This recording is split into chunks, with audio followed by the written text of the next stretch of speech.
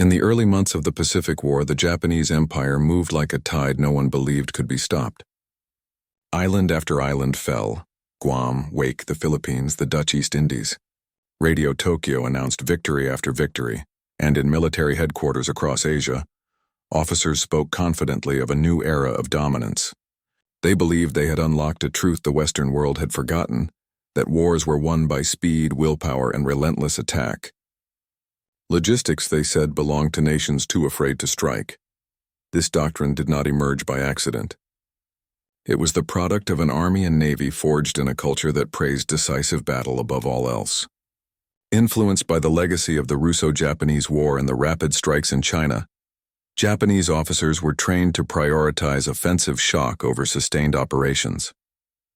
The concept of yo-yo sakusen, the idea that quick, successive strikes could disorient the enemy, guided operational thinking far more than the slow, methodical idea of maintaining supply lines, where Western militaries spoke of supply depots, engineering battalions, and construction schedules. Japanese field manuals emphasized momentum.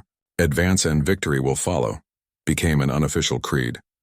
Their navy, stretched across a vast ocean, built forward bases only sparingly.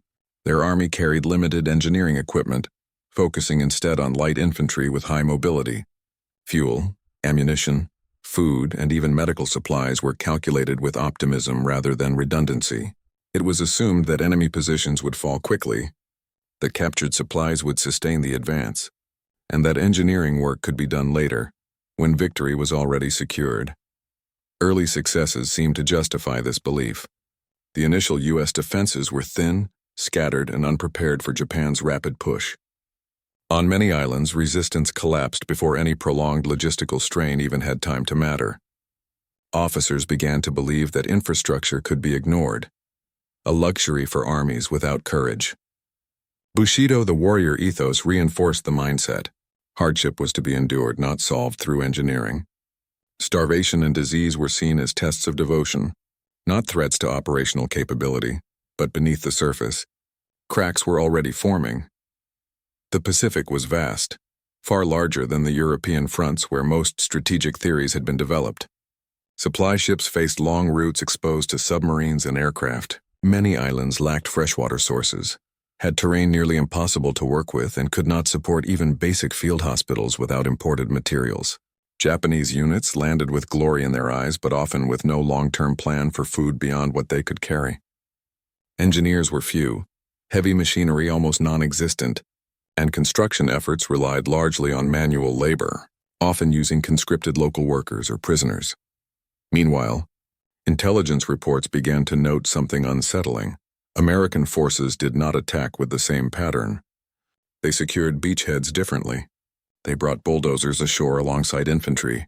They dragged crates of fuel, prefabricated materials, and entire mobile machine shops off their landing ships. Where Japanese command saw engineering units as rear echelon, the Americans embedded them directly into assault forces. Still, many Japanese officers dismissed these reports. They believed that America, with its larger industrial base, was slow and inefficient.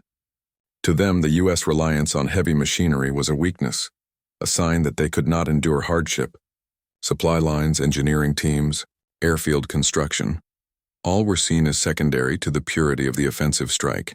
They did not yet understand that the Americans were preparing for a kind of warfare unseen in military history.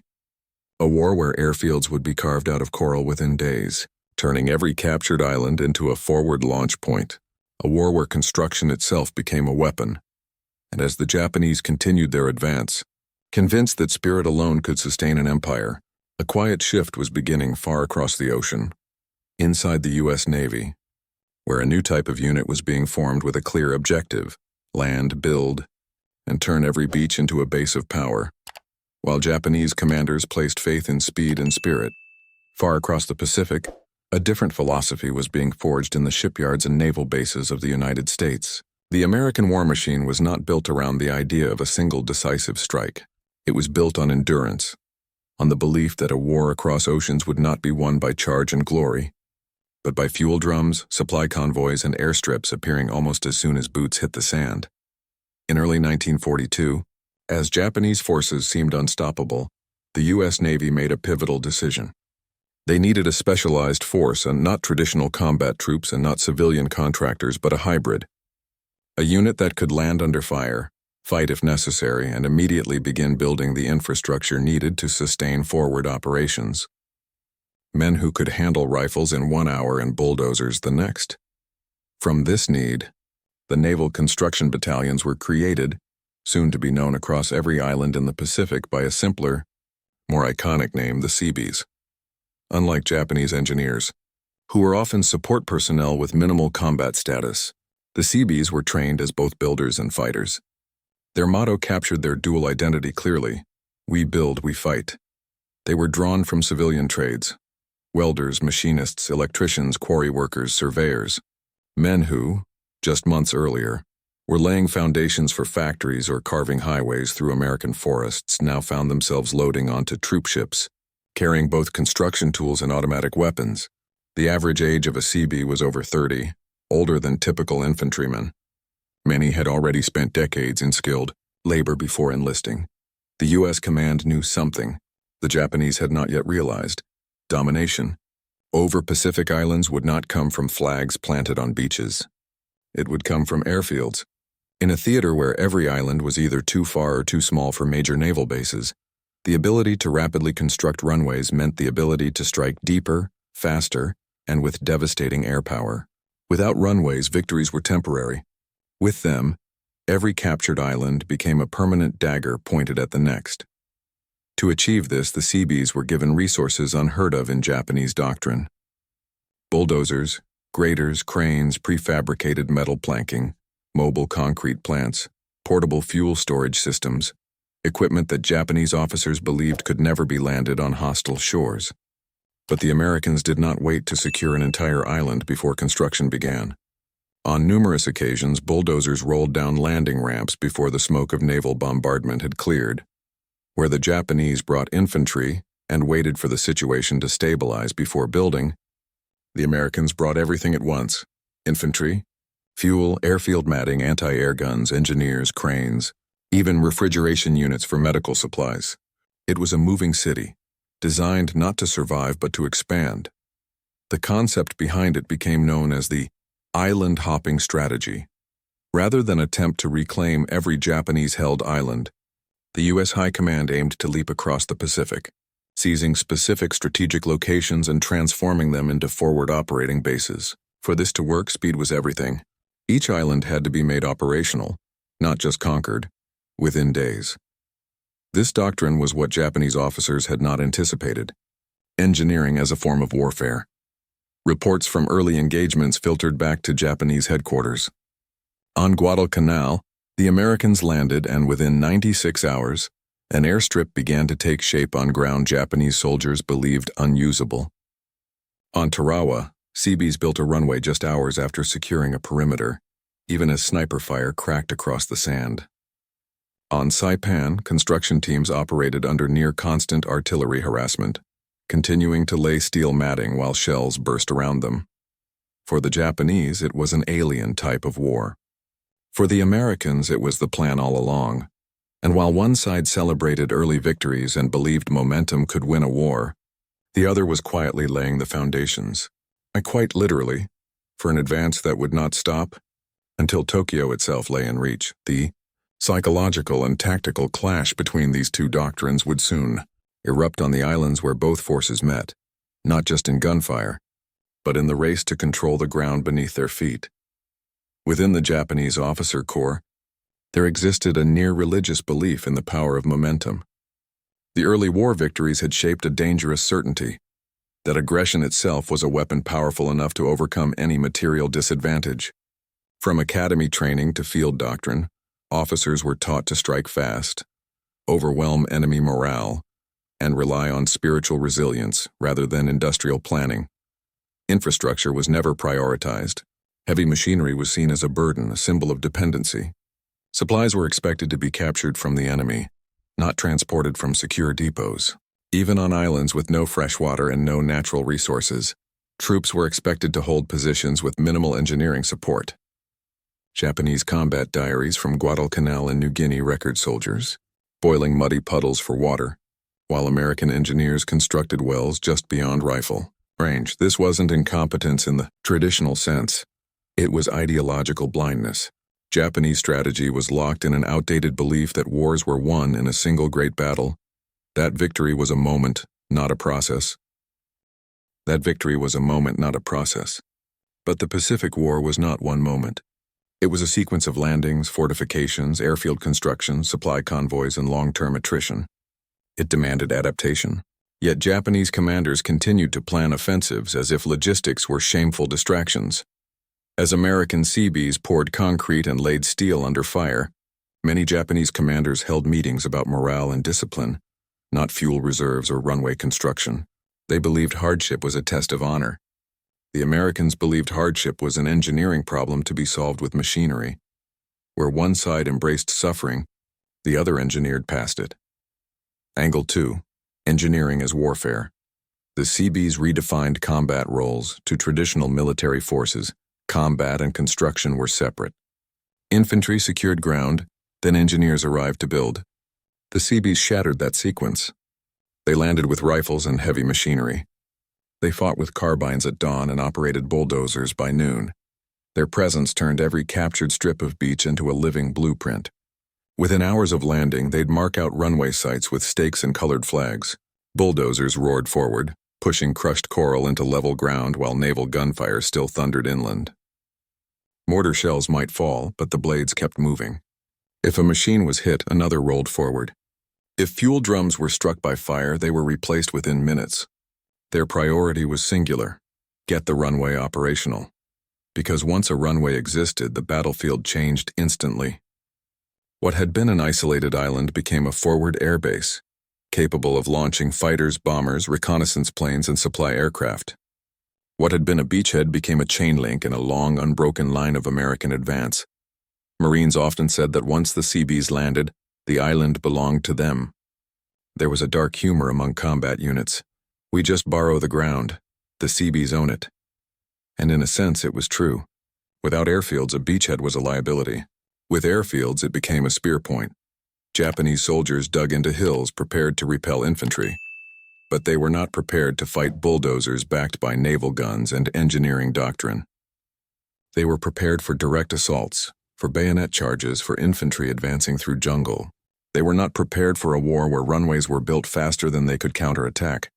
That realization, that the Americans were not just fighting, they were constructing war itself into the landscape, marked a turning point in the psychological war across the Pacific. As Japanese troops looked down from ridgelines and saw runways emerging like scars across the earth.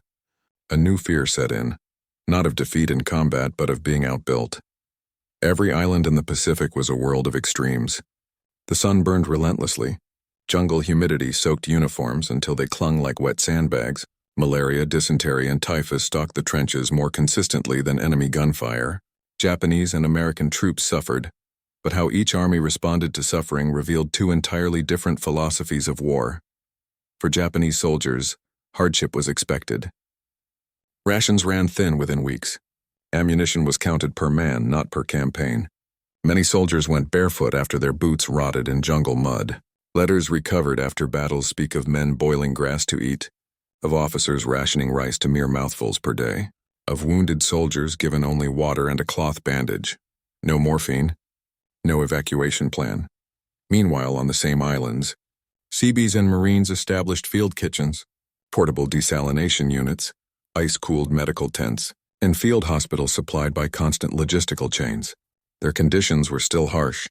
Many Seabees worked through monsoon rain, their bulldozers sinking into mud while artillery fire echoed in the distance. But for every problem faced, an engineering solution was attempted. Where Japanese soldiers endured nature, American engineers altered it.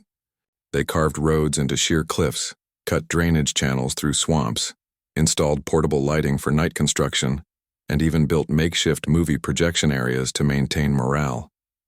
For the Japanese, the jungle was an enemy to conquer spiritually. For the Americans, it was a technical challenge to be reshaped with machinery. The contrast was brutal. Japanese troops clung to crumbling positions as their strength eroded. American Seabees, even under fire, pushed forward with momentum powered not by ideology, but by fuel-fed engines. The suffering was real on both sides, but only one side treated survival as a problem that could be engineered out of existence. Angle 4. Tactical shock. Runways where there should be none. It did not take long for Japanese commanders to realize something was deeply wrong. On multiple islands, reconnaissance teams reported the same impossible development, airstrips being constructed faster than expected, sometimes before Japanese positions were fully engaged.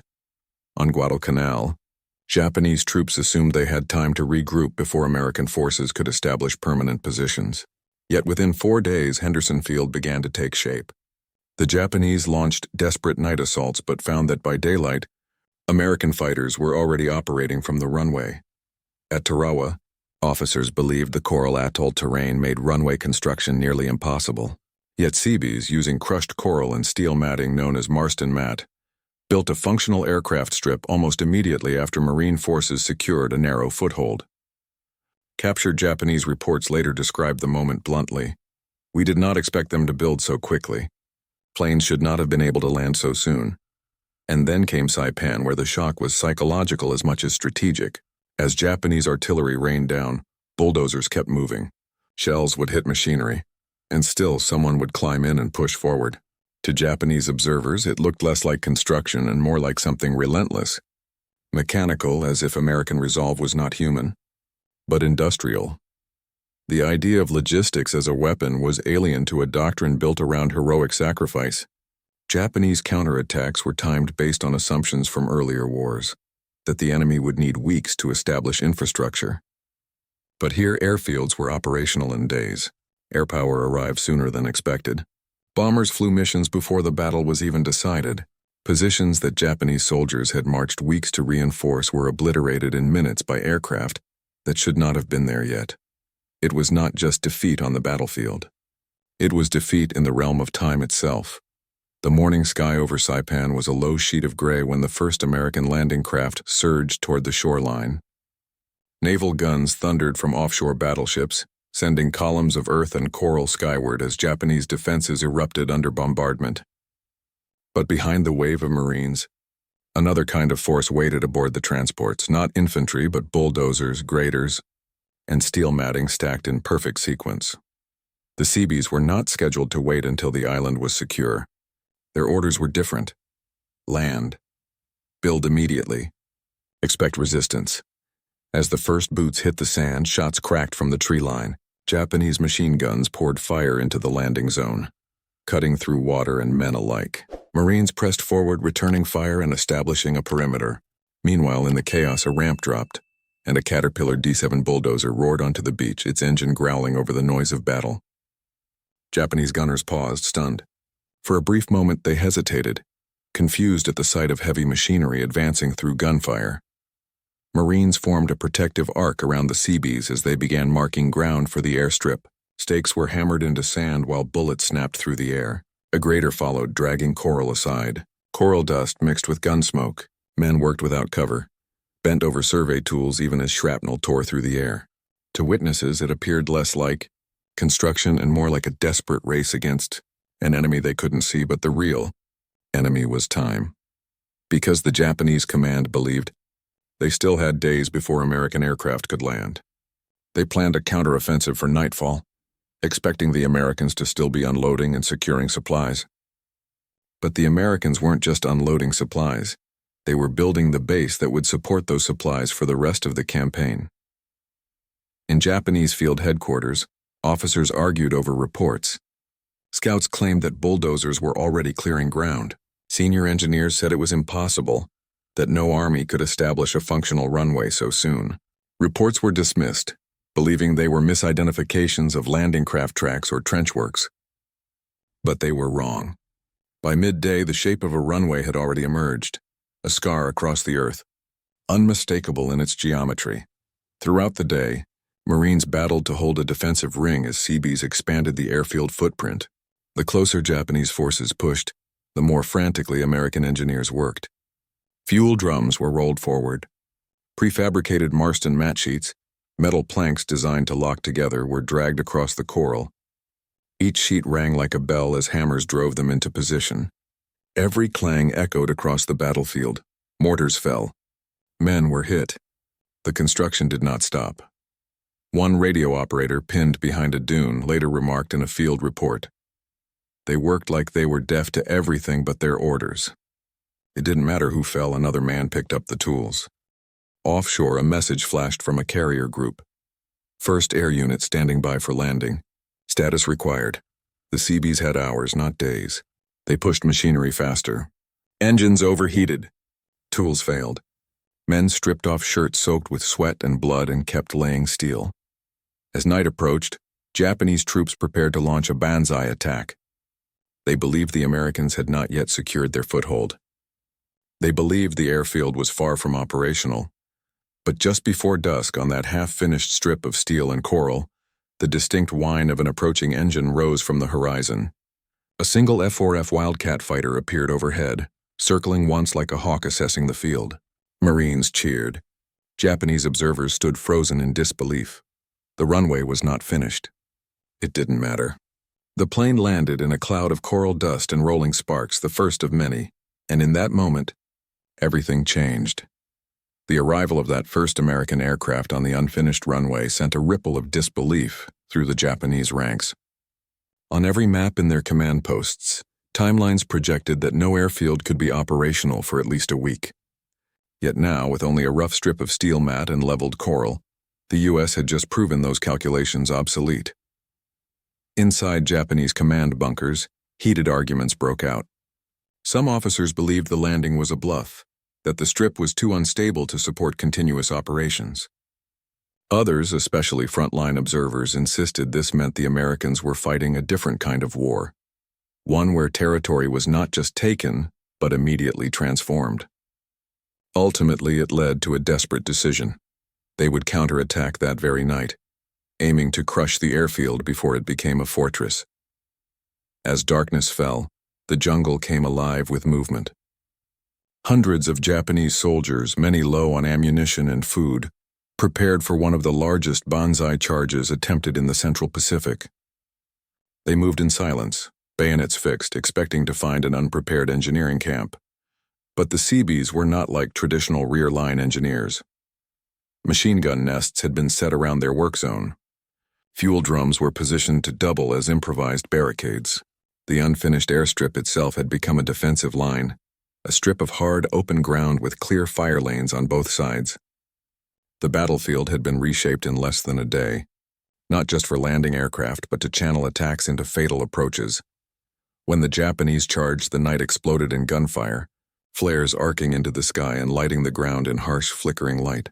Marines and Seabees fought side by side. Many Seabees dropped their tools and picked up rifles without hesitation. Some used their own bulldozers as rolling cover. Turning machinery meant for construction into moving armor.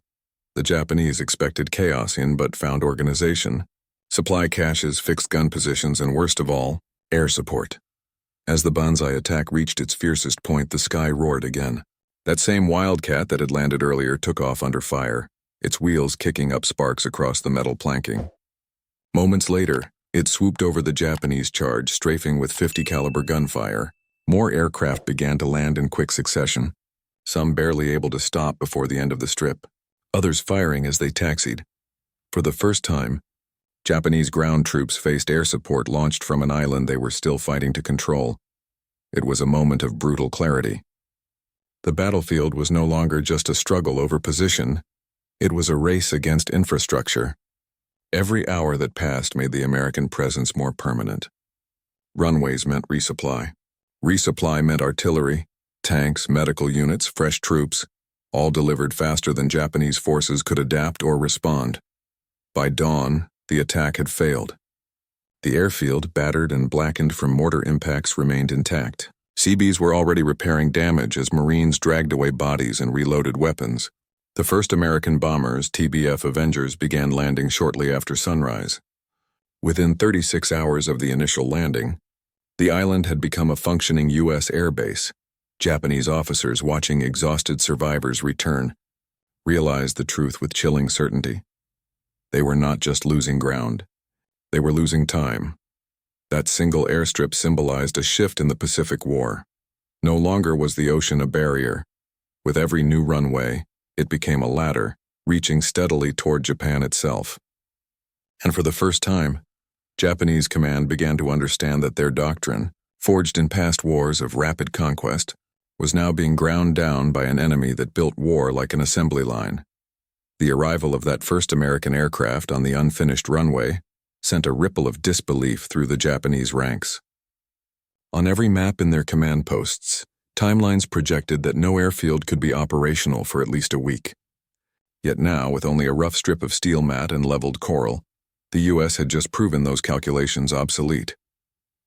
Inside Japanese command bunkers, heated arguments broke out.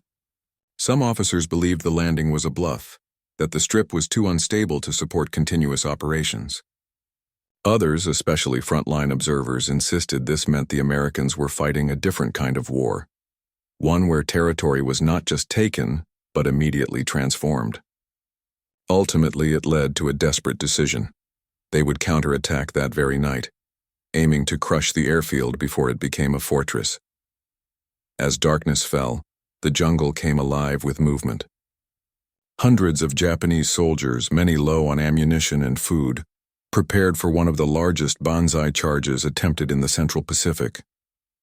They moved in silence, bayonets fixed, expecting to find an unprepared engineering camp. But the Seabees were not like traditional rear-line engineers. Machine gun nests had been set around their work zone.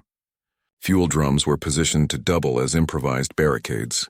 The unfinished airstrip itself had become a defensive line, a strip of hard, open ground with clear fire lanes on both sides. The battlefield had been reshaped in less than a day, not just for landing aircraft, but to channel attacks into fatal approaches. When the Japanese charged, the night exploded in gunfire, flares arcing into the sky and lighting the ground in harsh, flickering light. Marines and Seabees fought side by side. Many Seabees dropped their tools and picked up rifles without hesitation. Some used their own bulldozers as rolling cover, turning machinery meant for construction into moving armor. The Japanese expected chaos in but found organization, supply caches, fixed gun positions, and worst of all, air support. As the banzai attack reached its fiercest point, the sky roared again. That same Wildcat that had landed earlier took off under fire, its wheels kicking up sparks across the metal planking. Moments later, it swooped over the Japanese charge, strafing with .50 caliber gunfire. More aircraft began to land in quick succession, some barely able to stop before the end of the strip, others firing as they taxied. For the first time, Japanese ground troops faced air support launched from an island they were still fighting to control. It was a moment of brutal clarity. The battlefield was no longer just a struggle over position, it was a race against infrastructure. Every hour that passed made the American presence more permanent.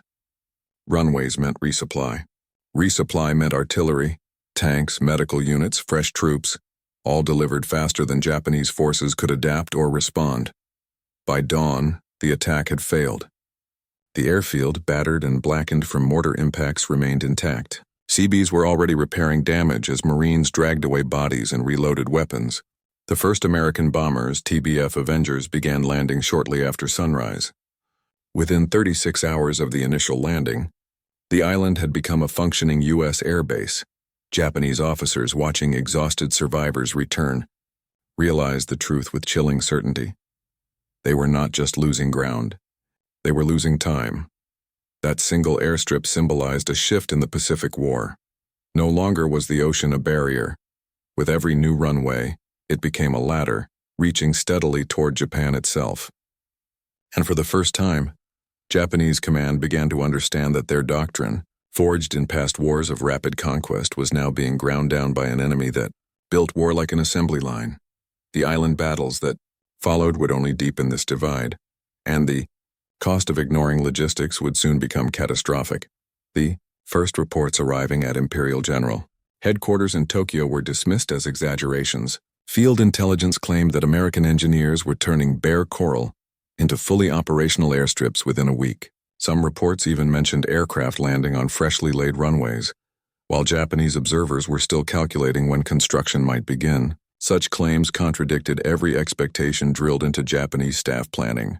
In pre-war assessments, the process of establishing forward aviation capability was believed to take months, not days. But soon, Fragmented radio transmissions from isolated island commanders confirmed the impossible. The Americans were moving faster than supply lines could be severed. On garrisons like Nauru, Munda, and later the Marianas, silence replaced status updates. Commanders who once spoke in confident tones about repelling invaders shifted to coded pleas for resupply that never came. The Japanese High Command began to recognize a pattern. U.S. forces no longer advanced like a conventional army. They surged with infrastructure as their spearhead. Where Japanese doctrine prioritized striking power and offensive will, the Americans were weaponizing permanence. They didn't just land, they stayed. They didn't just seize ground, they built on it. And that simple difference began to decide the Pacific. For the Japanese troops cut off behind the new American airfields, the war shifted from combat to survival. Pilots waiting for fuel that would never arrive watched American aircraft take off from runways built in what felt like a single tide cycle. Soldiers on bypassed islands dug deeper into their jungles, knowing that the enemy no longer needed to invade to neutralize them. Airfields meant range. Range meant isolation. Isolation meant surrender without a fight. Starvation reports increased. Field diaries later recovered spoke of men watching American construction crews through binoculars, stunned at the speed and coordination. They build as if they rehearsed this island long before they arrived. One Japanese officer wrote shortly before his position was permanently cut off by air patrols. American military dispatches, often clinical in tone, began to reflect a growing confidence. With every completed Seabee airstrip, flight times shortened, emergency landings became possible, and naval task forces could rely on constant air cover. The Pacific, once a vast ocean that favored the prepared defender, was being reshaped by engineering. Japanese officers had been trained to believe that even if an island fell, it would take months before it became a threat. That belief was now shattered, and with it the last comfort of strategic delay. The psychological damage spread faster than the physical destruction. Commanders on the ground, once willing to fight to the last cartridge, now measured their remaining supplies not in days of combat, but in days until irrelevance. The war had shifted into a new phase, not defined solely by who held territory but by who could transform it. And as the first wave of American airfields began launching patrols deeper into Japanese lines, it was clear that a silent race had been won without a single dramatic announcement. The realization came too late for many on the imperial staff. Logistics was no longer the shadow behind war. It was the frontline weapon. By late 1944, the Pacific had become an American workshop, a chain of airfields, depots and harbors stretching from the Gilberts to the Marianas. Each new installation represented not only military power, but the collapse of Japan's strategic assumptions. The Seabees, whose existence had once been dismissed as auxiliary labor, had become one of the quiet engines of Allied victory. Their bulldozers and cranes accomplished what fleets of bombers could not: permanence. At Imperial General Headquarters, logistical charts that once plotted ambitious counterattacks now showed spreading zones of American reach. Bases like Tinian, Saipan, and Guam transformed overnight into air fortresses capable of hosting entire bomber commands. What stunned Japanese planners most was the rhythm. The Americans did not pause to consolidate. No matter how recent or violent the conquest, the construction began immediately. Even before the final pockets of resistance were silenced, surveying teams were marking runways, fuel lines, and hospital zones. For Japan, whose soldiers had once marched on slogans of spirit over steel, this was a philosophical defeat. Their empire had been built on movement, on striking fast and vanishing into jungles or islands before the enemy could react. But now the enemy was turning every conquest into a foundation for the next. The ocean that once served as Japan's shield had become a series of stepping stones for the United States. Reports from bypassed garrisons continued to fade. Messages intercepted by American intelligence told stories of hunger, disease, and disbelief. Japanese units still fought bravely, but their war was being fought against time itself. Every American airfield extended the shadow of the B-29s, bringing mainland Japan within reach. When the bombers finally arrived over Tokyo, the men in the capital understood that the battle for airfields had been lost, long before the fires began to fall. The Seabees themselves rarely appeared in headlines. They worked in heat, under shell fire, and often alongside Marines still clearing the jungles beyond the runways. Yet their record spoke louder than any communique. Over 400 airstrips, hundreds of docks and fuel depots, and entire bases constructed in regions once thought uninhabitable. The average build time for a fully functional runway was less than 10 days. In some cases, aircraft landed before the paint had dried on the runway markers. This speed had consequences beyond the battlefield. It redefined Allied planning, allowing commanders to think in terms of momentum rather than distance. Naval task forces could advance without waiting for fleet tankers or fixed bases. Medical facilities, ammunition dumps, and repair yards followed within days. Japan's once formidable navy, already crippled by fuel shortages, could not counter this mobility. Even if a base were attacked, it would be rebuilt within weeks. The war had turned into an industrial tide, and Japan was standing against it with empty hands. By early 1945, Japanese officers no longer debated tactics. They debated endurance. The empire's outer defenses were gone, not through defeat in battle alone, but through erasure by construction. Every lost island became another American anchor, another platform from which the next strike would come. The lesson was brutal but clear. The enemy who builds faster controls time itself.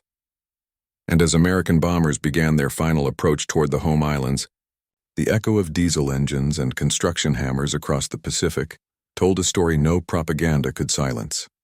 Japan's isolation was complete. The war had not only been fought with guns and planes, it had been engineered.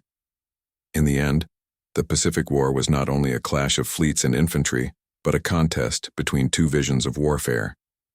Japan entered the conflict believing that courage, surprise, and offensive zeal could compensate for material limits. For a time, that belief carried them from China to the gates of India. But as the war dragged on, it was not firepower alone that turned the tide. It was the quiet roar of engines on coral, the rising frames of steel hangars, the glow of runway lights on islands barely taken hours before. The Seabees did not march in parades or feature in triumphant newsreels. They arrived after the first smoke cleared, worked without fanfare, and departed before the base they had raised had even received its designation. Yet their presence reshaped the map of the Pacific more profoundly than any single battle. They gave the United States something more valuable than territory. They gave it continuity. Every island seized remained active, beating like a new artery in a growing network of power. For the Japanese Empire, the lesson arrived too late. Strategy without logistics became isolation. Valor without supply became hunger. Fortresses without fuel became tombs. The airfields that rose from shattered coral were not just structures of war. They were monuments to a new military truth, that in modern conflict, the ability to build is as decisive as the ability to fight. As the Pacific fell silent and the final campaigns neared their end, those who had witnessed the rise of those airfields understood the deeper shift taking place. Future wars would not be won only by those who advanced the farthest, but by those who could make every advance permanent. And on those windswept islands, carved into history by machines and determination, that truth was written into the earth itself.